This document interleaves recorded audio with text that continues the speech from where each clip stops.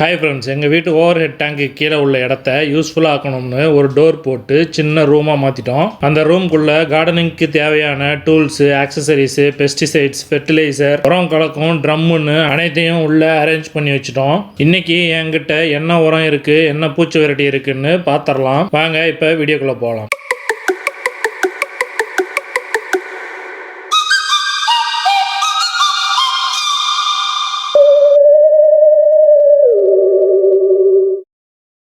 எங்கள் வீட்டில் 99% நாங்கள் ஆர்கானிக் உரம் மற்றும் பூச்சி வெரைட்டி தான் யூஸ் பண்ணுறோம். பூச்செடிக்கு மட்டும் எக்ஸோடஸ், சாஃப் போன்ற கெமிக்கல் ஐட்டம்ஸ் யூஸ் பண்ணுவேன். ஃபர்ஸ்ட்டாக நம்ம பார்க்குறது பஞ்சகாவியம். இது பண்ணாரியோட ஒரு ப்ராடக்ட். பஞ்சகாவியத்தை எல்லா டைப் பிளான்ட்டுக்கும் யூஸ் பண்ணலாம். நார்மலாகவே பஞ்சகாவியம் 6 மந்த் வேலிடிட்டி தான் கொடுப்பாங்க. அதே மாதிரி 1 லிட்டர் தண்ணியில் 30 ml பஞ்சகாவியம் கலந்து செடிகளுக்கு ஊற்றலாம். பஞ்சகாவியம் ஸ்டோர் பண்ணி வச்சிருக்கவங்க பாட்டில் அப்பப்போ குலுக்கி விட்டுட்டு கொஞ்ச நேரம் கழித்து மூடியை திறந்து விடுங்க. பஞ்சகாவியத்தை செடி பூ பூக்கிற டைம், பிஞ்சு பிடிக்கிற டைம், இந்த மாதிரி டைம்ல ஸ்ப்ரே பண்ணா நல்ல எஃபெக்ட் இருக்கும். செடிகள் செழிப்பா வளர தேவைப்படுற என்சைம்ஸ், அமினோ ஆசிட், நியூட்ரியன்ஸ் எல்லாமே இந்த பஞ்சகாவியத்தில் இருக்கு. பஞ்சகாவியம் பயிர் ஊக்கியாகவும் நோய் எதிர்ப்பு சக்தி அதிகரிக்கவும் பயன்படுது. அது மட்டும் இல்லாம சிறந்த பூச்சி விரட்டியாகவும் விதை நேர்த்தி செய்யவும் இதை பயன்படுத்திக்கலாம். அடுத்ததாக நம்ம பார்க்குறது சீவீட் லிக்விட். இதுவும் பண்ணாரியோட ஒரு ப்ராடக்ட் தான். இந்த சீவீட் லிக்விட் கடல் பாசி மற்றும் கடல் தாவரங்கள்லேருந்து எடுக்கிறாங்க.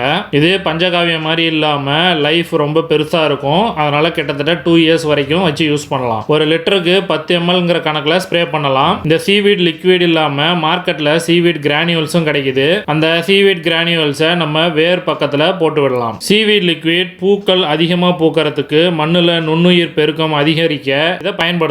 குறிப்பா பூ பூக்குது ஆனா கொட்டி போயிடுது, இல்ல பூக்கள் பூக்கவே மாட்டேங்குதுங்கிறவங்க இதை கண்டிப்பா பயன்படுத்துங்க. நல்ல ரிசல்ட் கிடைக்கும். எனக்கும் நல்ல ரிசல்ட் கொடுத்துருக்கு. நெக்ஸ்டா நம்ம லிஸ்ட்ல இருக்கிறது ஃபிஷ் அமினோ ஆசிட், மீன் அமிலம். பேர்லயே தெரிஞ்சிருக்கும், இது மீன்ல இருந்து எடுக்கிறது. இதை 1 லிட்டர் தண்ணிக்கு 5 இருந்து 10 ml வரைக்கும் கலந்து யூஸ் பண்ணலாம். இதை தயாரிக்க நல்ல மீன்கள் தேவையில்லை. மீன் கட் பண்ணும் போது கிடைக்கிற வேஸ்டே போதுமானது. வீட்லயே ஈஸியா தயாரிச்சிடலாம். இறக்கும் தருவாயில உள்ள செடிகளை கூட இந்த மீன் அமிலம் வச்சு காப்பாத்திடலாம். இது செடி வளர்ச்சிக்கு மட்டும் இல்லாம செடிகளை வர பூச்சிகளை விரட்டவும் பெரிதும் பயன்படுது. இந்த மீன் அமிலம் பயன்படுத்துவது மூலமாக நல்ல ஈல்டு எடுக்க முடியும். அதுக்கு மந்த்லி 2 or 3 times இதை செடிகளுக்கு கொடுத்துக்கிட்டே வரலாம். அடுத்ததா நம்ம பார்க்கறது ஹியூமிக் ஆசிட். இது பெரும்பாலும் லிக்விடா தான் கிடைக்கும். சில சமயம் கிரானுவல்ஸா சில இடங்கள்ல கிடைக்குது. இந்த ஹியூமிக் ஆசிட் மண்ணுக்குள்ள இயற்கையாவே உருவாகிற உரம். மக்கிய பொருட்கள் நிலத்தடி நீர் மூலமா உருவாகிறது. இதுல நிறைய சத்துக்கள் உண்டாக்கும் நுண்ணுயிர்கள் இருக்கு. இதனால வேர் பலப்படும், போட்டோசிந்தசிஸ் பெட்டரா இருக்கும். மண்ணில் உள்ள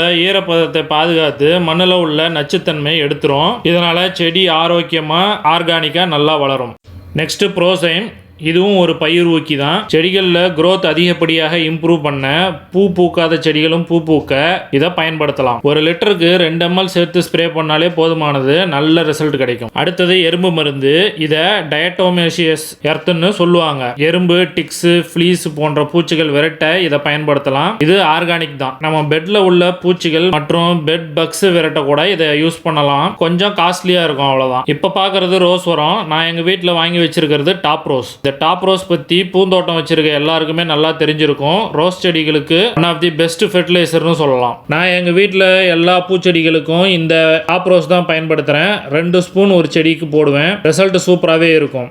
இது 500 grams கிட்டத்தட்ட 110 ரூபாய் வரும். லோக்கல் நர்சரியில கூட கிடைக்கும். அடுத்தது எப்சம் சால்ட். இது குளோரோஃபில் பிக்மெண்ட் அதிக அளவு சுரக்க பயன்படும். அதனால இதை ஸ்ப்ரே பண்ணதுக்கு அப்புறம் செடி நல்லா பச்சை பசேல்னு இருக்கும். 1 லிட்டருக்கு 1 ஸ்பூன் தண்ணியில கலந்து ஸ்ப்ரே பண்ணா நல்ல ரிசல்ட் கிடைக்கும். ஸ்ப்ரே பண்ணாம வேர்லயும் ஊத்தி விடலாம். அப்படி ஊத்துறதுனால எந்த ப்ராப்ளமும் வராது. இது வேர் மூலமா இலைகளுக்கு அந்த சத்துக்களை அனுப்பி வச்சிடும். இந்த எப்சம் சால்ட்டை விதை முளைச்சு வர, முளைத்த தளிர்கள் நல்லா செழிப்பா வளர, பழுத்த காய்ந்த செடிகள் மீண்டும் பசுமை நிலையை அடைய யூஸ் பண்ணலாம். ரிசல்ட் 2 or 3 daysலயே நல்லா தெரியும். நானும் யூஸ் பண்ணியிருக்கேன்.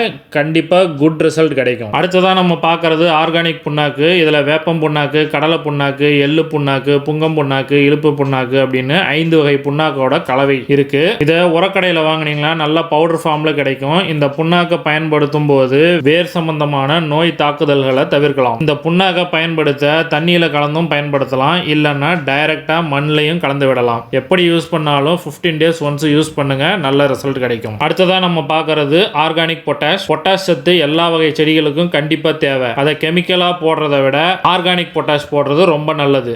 இந்த ஆர்கானிக் பொட்டாஷ் கிரானுவல் ஃபார்ம்லையும் கிடைக்குது. இதோட பயன்கள்னு பார்த்தா செடியில் வர பூ, காய், பழம் எல்லாமே நல்ல பெரிய சைஸில் வரதுக்கு ஹெல்ப் பண்ணும். அதே போல் வேர்களில் வலிமை அதிகரிக்கவும் இது பெருசாக ஹெல்ப் பண்ணும். இந்த பொட்டாஷை மண்ணில் செடியை சுற்றி போட்டு விடலாம். இது கிரானுவல்ஸ் ஃபார்மில் இருக்கிறதுனால செடிகளுக்கு சத்து ரொம்ப நாட்களுக்கு கிடைக்கும், கிரானுவல்ஸ் கரையிற வரைக்கும். ஸோ ஆர்கானிக் பொட்டாஷ் கிடைச்சா கண்டிப்பாக வாங்கி ட்ரை பண்ணுங்கள், நல்ல ரிசல்ட் கிடைக்கும். அடுத்ததாக நம்ம பார்க்குறது பொன்னியம் கரைசல். புங்க எண்ணெயும் வேப்ப எண்ணெயும் கலந்த கலவை தான் இந்த பொன்னியம் கரைசல். இந்த பொன்னியம் கரைசல் அனைத்து வகை பூச்சிகளையும் விரட்ட பயன்படுத்தலாம். பொன்னியம் கரைசல் பூச்சிகளின் இனப்பெருக்கத்தை நல்லா கட்டுப்படுத்தும். இதனால் இருக்கிற பூச்சியை விரட்டி விட்டாலே நம்ம செடிகளை காப்பாற்றிடலாம். அதனால் முடிஞ்ச வரைக்கும் பூச்சிகள் செடியில் வந்து செட்டில் ஆகிற வரையும் வெயிட் பண்ணாமல் வீக்லி ஒன்ஸ் இந்த பொன்னியம் கரைசலை அடிச்சுக்கிட்டு வந்தாலே நம்ம செடிகள் பூச்சிக்கிட்ட இருந்து தப்பிச்சிடும். பட் சில டைம் நம்ம என்ன தான் கரணம் போட்டாலும் பூச்சிங்க வந்து நம்ம செடிகளை வச்சு செஞ்சுட்டு போயிடும். இந்த பொன்னியம் கரைசல் இல்லாமல் நான் என்னுடைய பூச்செடிகளுக்கு எக்ஸோடஸும் யூஸ் பண்றேன். கடைசியா பார்க்கறது சாஃப். இந்த சாஃபை நான் பூச்செடிகளுக்கு கவாத்து பண்ணும் போதும் நர்சரியில இருந்து புது செடிகள் வாங்கிட்டு வந்து வைக்கும் போது மட்டுமே இதை பயன்படுத்துவேன். சில டைம் செடிகளுக்கு வேரல்கள் நோய் இருக்குன்னு கண்டுபிடிச்சிட்டோம்னா இதை சாஃப் வந்து யூஸ் பண்ணி அந்த செடியை காப்பாற்றுறதுக்கு ட்ரை பண்ணியிருக்கேன். மற்றபடி நம்ம தோட்டத்துக்கு இந்த சாஃப் வேற எதுக்கும் தேவையில்லை. இது மட்டும் இல்லாம சில இயற்கை உரங்களும் வச்சிருக்கேன், அதையும் பார்த்துடலாம். மூட்டையை பார்த்த உடனே ஓரளவு கண்டுபிடிச்சிருப்பீங்க. இது என்ன உரம்னு கமெண்ட்ஸ்ல சொல்லுங்க, நீங்க கெஸ் பண்ணது கரெக்டா இல்லையான்னு பார்த்துடலாம். இந்த மூட்டையில வச்சிருக்கிறது மக்கிய மாட்டு சாணம். நாங்கள் கிராமத்தில் இருக்கிறதுனால எங்கள் நண்பர்கள் வீட்டில் இருந்து வாங்கிட்டு வந்துடுவோம். இதை அப்படியே பயன்படுத்த முடியாது, லைட்டாக க்ளீன் பண்ணிட்டு தான் யூஸ் பண்ண முடியும். ஏன்னா சில பிளாஸ்டிக் ஐட்டமும் இதில் கலந்து இருக்கும். அடுத்து இதையும் கெஸ் பண்ணி கமெண்ட்ல சொல்லுங்க எத்தனை பேர் கரெக்டாக சொல்றீங்கன்னு பார்க்கலாம். இதுவும் இயற்கை உரம் தான், ஆட்டு ஏறு. இதுவும் டைரக்டா யூஸ் பண்ண முடியாது, கொஞ்சம் க்ளீன் பண்ணிட்டு தண்ணியில ஊற வச்சு தான் யூஸ் பண்ண முடியும். இல்லைன்னா இந்த ஆட்டு ஏறு சீக்கிரமா மக்காது. நெக்ஸ்டா நீங்க பார்க்கறது கம்போஸ்ட் பின். கிச்சன் வேஸ்ட்டை இங்க மக்க வச்சு அதை உரமாக்கி நாங்கள் எங்கள் செடிங்களுக்கு யூஸ் பண்ணுறோம். இது மட்டும் இல்லாமல் ஸ்டீம்டு போன் மீல், மண்புழு உரம் போன்ற இயற்கை உரமும் பயன்படுத்துகிறோம். பூச்செடிகளுக்கு வாழைப்பழத்தோலும் முட்டை ஓடு பவுடரும் யூஸ் பண்ணியிருக்கோம். வீடியோவோட எண்டுக்கு வந்துட்டோம். நிறைய உரம் காமிச்சிருக்கோம். இவ்வளவும் தேவையான்னு கேட்டிங்கன்னா கண்டிப்பாக தேவையில்லை. இந்த உரங்களில் எது உங்களுக்கு பட்ஜெட் ஃப்ரெண்ட்லியாக இருக்கோ, ஈஸியாக உங்களுக்கு பக்கத்தில் கிடைக்குதோ அதை மட்டும் வாங்கி பயன்படுத்துங்க. உரங்களில் நிறைய உரம் காமிச்சிட்டீங்க, ஆனால் பூச்சி விரட்டி ஒன்று தானே காமிச்சிருக்கீங்கன்னு கேட்டிங்கன்னா எனக்கு நிறைய பூச்சி தாக்குதல் வந்ததில்ல.